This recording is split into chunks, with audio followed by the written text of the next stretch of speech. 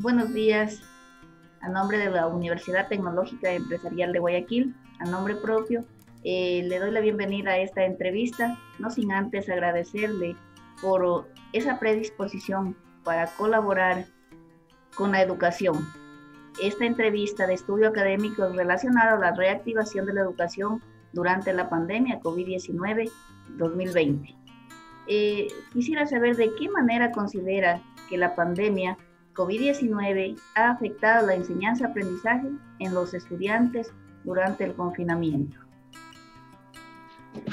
Buenos días. Personalmente yo creo que desde el momento en el que presenciamos pues lo que es el COVID y el cerrar las escuelas, primeramente fue uno de los factores que como padres, para nosotros fue terrible porque no estuvimos preparados realmente para una educación virtual. Y también tenemos que considerar que en muchos de los casos es una educación en casa, porque no todos tenemos la suerte de tener una conectividad.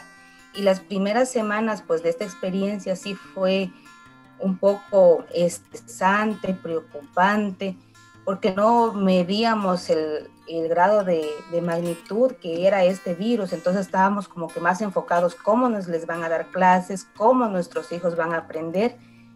Pero yo creo que estar al frente de nuestros hijos en estos momentos es lo que más podemos hacer. Lo único que podemos hacer es estarlos guiando a medida de nuestras posibilidades, estar pendiente de ellos, para que ellos por lo menos no queden con las falencias pues, o los vacíos que esta situación nos ha dejado.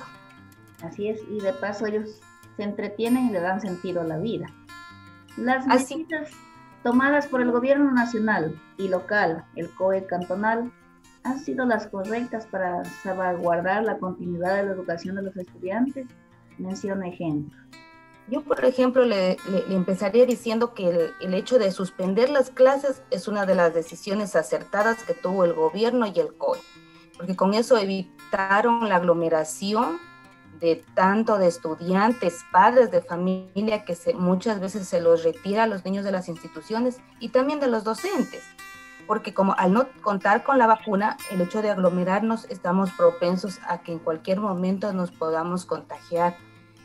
Pero claro, también por otra parte eleva, ¿cómo le digo?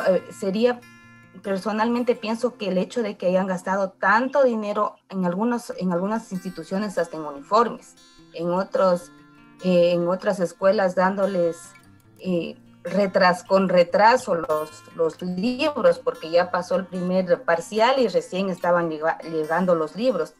Eso también ha hecho que se gaste un dinero que se pudo haber invertido de pronto en conectividad a nivel de gobierno para que a los chicos que no tienen esa conectividad puedan tenerla al menos un poco más para que ellos estén más en contacto con los docentes. Ya. ¿Qué medidas ha podido implementar usted dentro de las actividades de enseñanza-aprendizaje virtual en casa en beneficio de los estudiantes? Bueno, principalmente lo que yo he hecho es investigar, leer la manera de cómo desde los pequeñitos, uno se les podría indicar para que ellos comprendan, para que ellos tengan, hacerles nacer en ellos esa curiosidad y esa atención que tienen que tener al momento de uno indicarles. Porque si bien es cierto, como docentes tienen una formación que como papás no la tenemos, entonces nos tocó también volver un poquito a estudiar, a leer, a ver de qué manera los tenemos entretenidos y pendientes de lo que se les está enseñando en ese momento. Ya. ¿Qué tipo de charlas, cursos considera que las instituciones gubernamentales y educativas deberían proporcionar para mejorar el proceso de enseñanza-aprendizaje? Justamente basándose en la pregunta anterior, yo creo que sería de muchísima utilidad que impartan talleres sobre pedagogía, sobre la didáctica de cómo uno se puede como papás enseñar, porque si bien es cierto, de pronto yo puedo entender para mí, yo puedo leer y lo entiendo, pero al momento ya de explicarle a mi hijo no sé cómo llegar o cómo sería la manera correcta de hablar para que ellos entendieran. Entonces yo creo que un taller indicando ciertas pautas para cómo cómo enseñarles a nuestros hijos sería de mucha ayuda. ¿De qué manera ha afectado el presupuesto familiar al implementar la educación virtual desde casa? A ver, primeramente, hablemos, si bien es cierto el internet en casa, yo creo que la mayoría de familias se puede decir que se disponía, pero también ha sido cierto que con esto de la pandemia, pues hemos buscado tener una mayor velocidad en el internet, porque inicialmente se tuvo bastantes problemas. El hecho de cambiarse o de proveedor o de aumentar la velocidad ha hecho que también el valor del internet varíe. La adquisición de una computadora, porque a veces se contaba en el hogar con una sola, y cuando se tiene pues más de un hijo o cualquiera de los esposos también estaba utilizando la computadora para el trabajo, tuvo que comprarse también, adquirirse ya sea una computadora, una tablet o un celular. Y yo creo que también el hecho de que se esté todo el tiempo pues en casa también ha hecho de que no solo en los implementos tecnológicos aumente, sino también lo que es la luz y todo esto ha hecho que se pague un poco más, y eso sí ha afectado pues al presupuesto que uno como familia se tenía. Así es. ¿Qué nuevas estrategias didácticas ha adquirido con esta nueva metodología de enseñanza-aprendizaje telemática virtual en línea? La principal ha sido la de la colaboración, porque como papás ahora hemos visto pues que si uno no está atrás de los hijos, ellos tampoco van a rendir. Entonces, si antes éramos docentes, niños y papás, yo creo que ahorita la mayoría de la responsabilidad o del porcentaje en el que nosotros como papás estamos inmiscuidos es eso, la colaboración que tenemos que tener nosotros con los docentes, con nuestros hijos, para que ellos surjan en esta etapa, no se queden estancados, hacerles ver que si bien es cierto estamos atravesando una situación difícil, también de estas situaciones complejas uno se puede sacar cosas positivas. El haberlos hecho un poco más autónomos a ellos, porque ya no tienen ese acompañamiento diario en las aulas de los docentes. Les ha tocado a ellos también ser más independientes, porque muchas veces les toca leer, investigar solos, y ahí entra el acompañamiento de nosotros como papás. Así es. Los proyectos, que también ha sido algo que hemos hecho, que hemos aprendido a hacer, porque muchas de las veces nos han mandado proyectos que los chicos hagan y nosotros como papás tenemos que estar ahí con ellos y de paso ir aprendiendo también. Entre las diferentes herramientas virtuales, ¿cree usted que el uso del WhatsApp es el adecuado para el aprendizaje y comunicación con los estudiantes?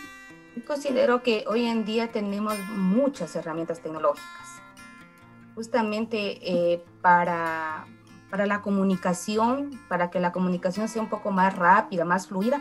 Sí considero que el WhatsApp es bastante esencial, porque se lo anda a traer pues en el celular, que uno ahora con todo esto se tiene a la mano siempre. Pero yo creo que para impartir una clase sí hay herramientas que son, se puede decir, mejores o que tienen muchas mejores condiciones justamente para impartir una clase.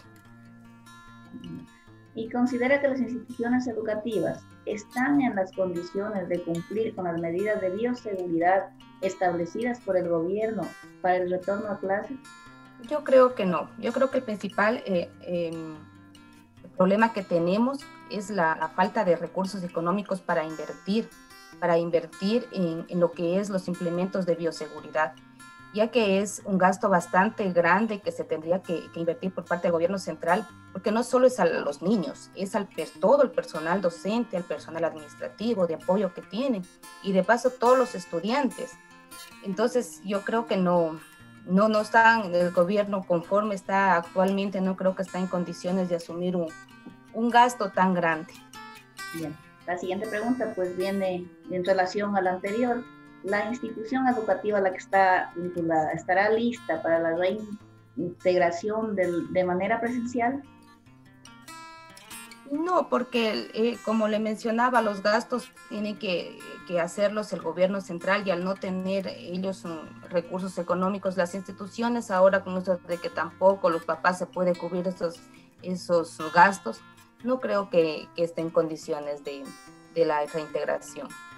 ¿Cree usted que al retomar las clases presenciales, pese a las normas de bioseguridad que se aplican, existiría contaminación y propagación del COVID-19 para los estudiantes, adolescentes, madres, padres de familia, docentes, en fin, para toda la comunidad? Yo creo que sí, yo creo que sí, sí sería más alto el riesgo de la propagación del virus, porque si bien es cierto uno como adulto, en el caso hablemos ya de pronto de los docentes y de los padres de familia que se vaya a las instituciones a dejar a los niños, se puede tener ese distanciamiento, ese cuidado, el uso de la mascarilla más que todo, pero yo creo que en los chicos va a ser bien complicado, porque los niños, ellos a veces le toca a uno como mamá salir a un momento y tenemos que llevarlos y ellos se fastidian con la mascarilla, y eso que es un momento, no se diga en una clase cuando no va a haber quien esté ahí pendiente de cada uno de ellos, que no se la topen, que se laven las manos. Los niños por naturaleza son curiosos, van a querer ver que si el otro tiene una mascarilla con un dibujo, va a querer tocarla, va a querer manipularla. Y yo creo que el mismo hecho de que exista aglomeración va a ser un riesgo bastante alto de la propagación del virus.